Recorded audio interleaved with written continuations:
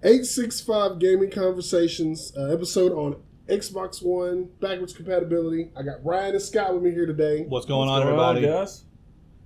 So where are we going to start?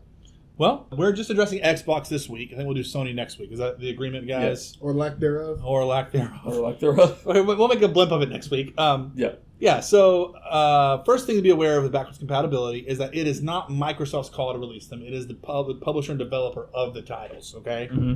So, like, there's been the big ruckus over Red Dead Redemption, getting that backwards compatibility and that not having that and maybe having that and not having it. The challenge for some of these bigger games is, like Grand Theft Auto, why make a backwards compatibility? I can just re-release it, update the graphics, and... That is true. Make a whole bunch, which is what they exactly have done very well, might we say. I've played Red Dead Redemption. It was a great game. But I'd rather play the sequel that comes out next year. On Grand Theft Auto, though, it's almost not even the same game. When they released it on because the PS4 heist and changed Xbox everything. One. Well, yeah, and the first-person view, it looks 10,000 times better. So, I mean, it's almost like you're playing a different game. From what I've been told, I don't have the new one yet. But. Yeah, GTA 5 was built from the ground up for next year. Yeah, it's a whole new game. Yeah. Well, currently they have, our source of this Xbox.com, okay, guys? So we're not just pulling these numbers out of our rear end. They have 162 backwards compatible titles. They've just announced that Skate 3 and the 3 BioShock titles, BioShock 2, and BioShock Infinite, will be coming backwards compatible. And Call of Duty Black Ops, the first one. So I wonder what their ultimate goal is going to be to get as many as possible. Because remember back in the day, we all three worked at the gaming stores back in the day, and we would have people come in buying Xbox original games and, hey, can I play some on 360? We had to pull up that list. Remember the old list? Yep. We had to go to. List, yeah. So I wonder if it's going to. I just don't want to turn into that.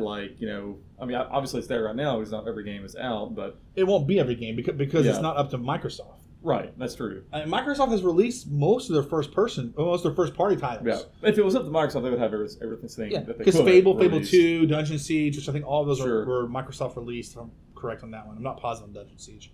All of those titles are backwards compatible. What they have not done on the backwards compatible, though, is they made Halo Reach, but they didn't do Halo 2 or Halo 3. Halo 2 is on Xbox One. Yeah, they've Halo 3. The Master Chief Collection. Because they did the Master Chief Collection. Yeah. Right. And again, why would I release those when I have a legit option? When you have that. That's a valid point. Yeah, no, it is. So that being said, there are definitely some titles. My personal thing that I want to see, which is going to be hard because the company's bankrupt, is Settlers of Catan. Because I played a tar of that on 360. I would love that to be ported over. They did do Ticket to Ride. Yep. There's a bunch of games like that we used to play. Ticket to Ride is the only I came up with. This little. Risk. They made a new Risk. Well, they made a new Risk, which I'm fine with. They did do some of like the Kefling things, which I'm not really played much of those. Those got backwards compatibility.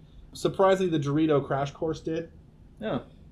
Doritos is probably like, maybe someone will buy it now. They have just kind of looking through here for some of the bigger titles. Wolfenstein 3D got a backwards compatibility on it. Zuma did. The Alan Wake series did. Mm-hmm. I'll ask both of you this. I'll start with Ryan. What is your opinion? You think it's a good or a bad thing for backwards compatibility for Xbox One? I think it's a brilliant strategy. And in fact, I think Microsoft is making a concerted effort to try to get publishers over. Because if you have a 360, you've not bought the Xbox One yet, probably one of the big deciding factors is library issues, right? Yeah. So if you're someone like Scott or I who have 5 million games we've never played, you could easily make the argument of, I'm going to play some more of these before I get another console, right? Oh, yeah. Especially since it doesn't have the ability to play those games. So I think that they're making a concerted effort to really they brought some pretty major titles over. The BioShock series, that's the biggest high-end collection of titles they brought over at one time coming up. There'll probably a lot of more big ones by the end of the year, I would say, too. Well, I believe they also announced they'll be able to start purchasing downloadable 360 titles through the Xbox One store. So what's weird about that is I've actually tried it, and apparently it's not, I guess, done yet, because when you click on it, it says click on it to show for price, and when you do, nothing happens. So right now you can't do it, but obviously it's there in the works. I think if it's a compatible game, it does show up. No, but I'm talking about compatible games. Like the ones that I know that are compatible, it just does not. At least a few weeks ago that I checked, I haven't checked recently, but the last time I checked, it wouldn't let you. Well, that's a game changer too, though, because if you can get digital download content from the 360 titles, right. which clearly they have been doing,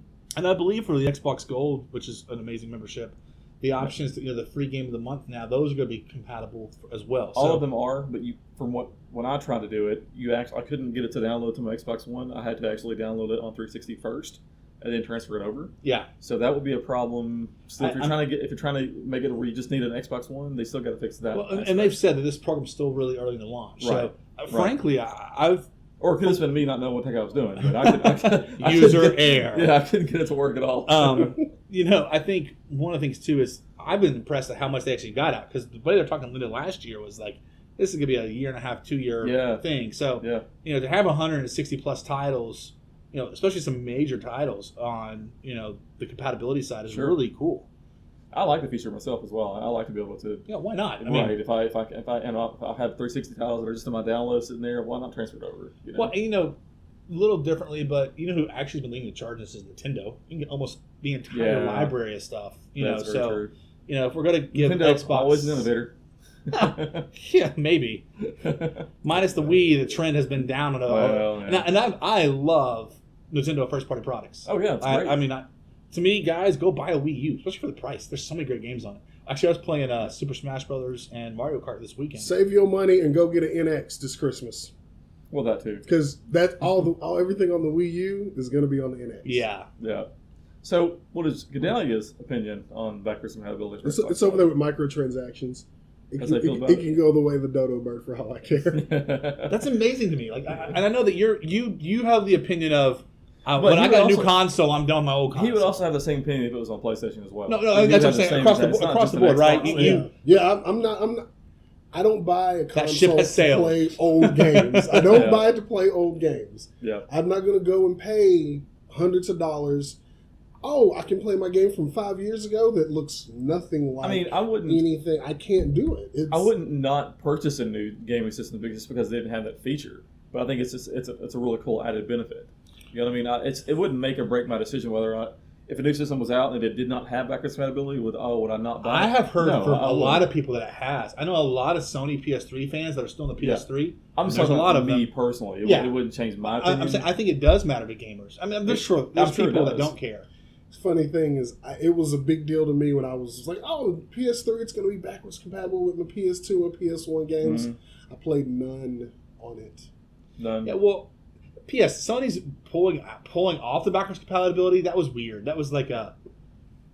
it had something to do with like a chipset in the PS3 or something. It had to do with the fact they still had stuff they were selling. They still had consoles. It was a straight business decision. Yeah, it was a straight business decision. Yeah. And PS people, I know people don't want to talk about this, but gaming is a business industry. People have to make money. Sometimes those decisions are for the bottom line. I'm not upset with them at all whatsoever. I don't mean us. I'm just saying the collective gamers in general have this opinion. I mean, it's sometimes irrational. I have no problem with it. Innovate, make new stuff. Yeah, make gaming better. In fact, the argument has been against illegal downloading. You guys know I have been a proponent for 20 years of against it, and way before you started making games yourself. Oh, way before. I mean, I was with music CDs. Yeah.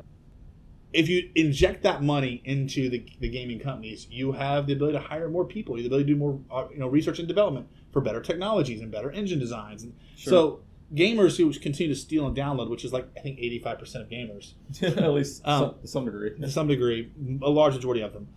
They are robbing their own industry from becoming more successful. So, but for me, I can see arguments either way. I can see how it's a make or break deal. I can see how it's irrelevant for people. I think there's legitimacy to both. Right. Personally, I love it. I mean, I really like it too. It's not a make or break for me, but I love having that option. Yeah, me too. That is a straight option. I mean, it can be there. It's going to collect a lot of dust. For me, I'd love to hear from our listeners too. I'd love some comments on that because absolutely. I'd love to see what their opinion is of that because most people I talk to, I think it's definitely an added perk, and a lot of people would love that. I had a conversation just 2 days ago with a buddy of mine. He doesn't got a PS4 yet because of the compatibility issue. That is one of the holdups. That's why he doesn't have it? Yeah, because he said, I got so many titles for PS3, I don't, Sure.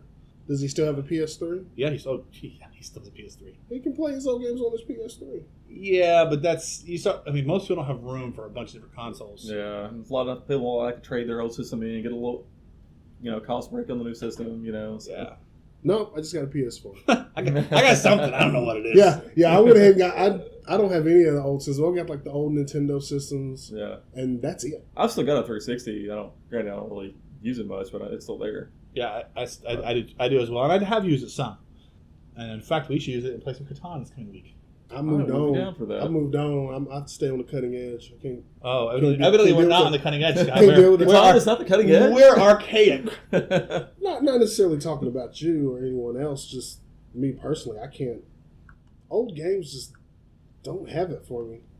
I can't go back or anything. So graphics really drive you as a player. No, not graphics. Just new games, new ideas, new gameplay mechanics. So how many of the PS4 games that you played have been new ideas? Like, revolutionary, wow, that's a new idea. I've never seen that. Isolation. I give him that. I can see that. That's one. And let's see, what else have I played? That's a game that people have been asking for 20 years. Yeah, that's true. Seriously, the exact thing. You're like, hey, we want to... That's the game that me and Ron want to play when we were playing. Oh my God. Alien I can't play it. You guys were so I'm a horror excited. fan. I'm a pansy. Oh my God. I literally sit there and cower. So excited to play. What was it? Aliens Clone Marines? Oh.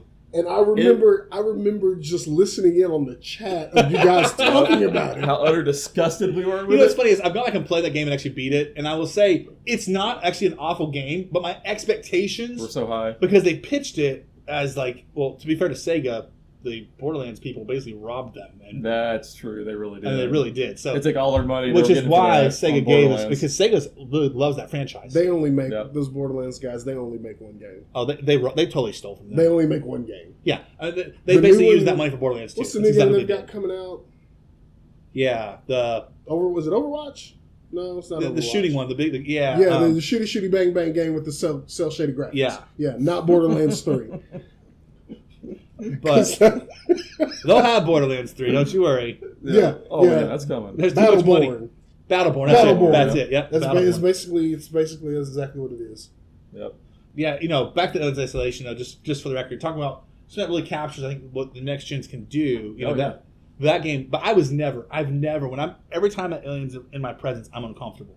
Every time. No matter how many times I've seen a thing, I'm uncomfortable, and that is props to them on the atmosphere of that game. Mm-hmm. True. And to your point, I'm not sure that could have happened on the 360. No, not with it looking that good, or that AI running. Well, like the that. AI. That's what I was saying. Well, the AI, and then the ability to do the lighting effects. I mean, that's what makes that game, or lack thereof lighting. dropping back in on backwards compatibility. I hate to say it, the only game I guess people can get nostalgic on games and want to go back and just play it. Lunar. I don't get that nostalgic unless it's maybe like a Nintendo game, but that's because it's from my childhood. I still have those systems. You got to remember, there's kids that grew up with the PS2 and the PS3, and that is the nostalgia. Yeah, that's their nostalgia. That's their Mario Brothers 3 and Contra. Right. I guess they've got to go back and play those games. Well, I can see it from that perspective. They just got a special place. Like I would love to see Sony. We'll talk about that next week. But I would love to see them get some of those PS2 platformers like Sly Cooper, and bring some of that stuff over from a download perspective, because they had so many. Maybe on their they've remastered. They've remastered a few of them. Sly Cooper specifically. Yeah. And PlayStation Now.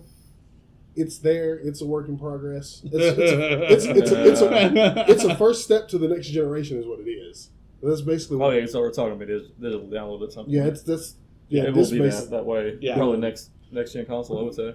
If we ever have a next gen, I mean, it looks like with the rate we're going now. Well, it looks like they're going to upgradability features, which is I'm fine with that, frankly. But that's a whole other topic. That's a whole other topic. So final word on Xbox One. I give it a thumbs up. It's still that they have said it's a work in progress, but they're ahead of schedule from what they. They undersold with their expectations, and they've over delivered, which is always good. Undersold and oversell every time. That's like we Scott and I both agree on this. Delay your game as long as it takes to get the game right. So I will wait as long as it takes for Uncharted 4. Oh, Jesus in heaven, I can't wait. Your last thoughts on it, Scott? On backwards compatibility. I agree with pretty much Ryan. I'm for it. I'm for it, not against it, is what our friends say. I'm glad they're doing it. It's just an added extra benefit to have an Xbox One. So are you negative or neutral on it? I'm indifferent. Okay. Yeah. Very, very indifferent. I don't care. It's not like microtransactions, because you're down for microtransactions. Yeah. So you're neutral on this. I'm neutral on it. I'm indifferent. I don't really care if it's there. I'm not going to use it. It's not going to affect you in any sort of way at all. Right. It's just, makes sense. I get that. But Microsoft, find out, get the rights to Catan, backwards compatible Yes, for Catan. Catan. So we can hate each other and curse each other's names. When are we going to start like a petition somewhere? Petition. Petition I think you can actually email them, yeah. Yeah. This is today's episode. We're going to have another one up this week. Like, share, subscribe, comment. tell your friends, comment, do all that stuff that everyone likes to do. Tweet it out. Anything else? Instagram, Snapchat. Can you Snapchat? Who knows? You can't. Whatever. Don't Snapchat a whole video. Any form of social media you can come up with. We'll Yeah, take it. anything. Kick That's it. right. Hit it up on the MySpace. There you go. On the MySpace. Thanks, Justin Timberlake. Man, if we had a user send us back a video of that and they found put us on MySpace, props to them. Netscape. Hey. We'll get them on our next podcast if that happens. That's right. That's true. All right. Well, we out.